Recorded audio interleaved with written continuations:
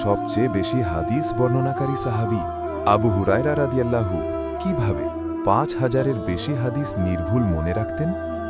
এর পেছনে কি ছিল তার প্রখর মেধা, নাকি নবীজির কোনো মুজেজা?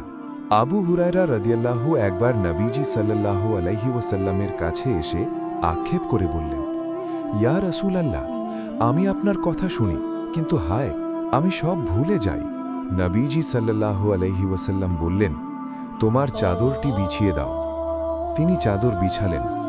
নবীজি সাল্লাল্লাহু আলাইহি ওয়াসাল্লাম 2 হাত দিয়ে শূন্য থেকে কিছু একটা তুলে চাদরে রাখার ভান করলেন এবং বললেন, এবার এটি তোমার বুকের সাথে জড়িয়ে ধরো।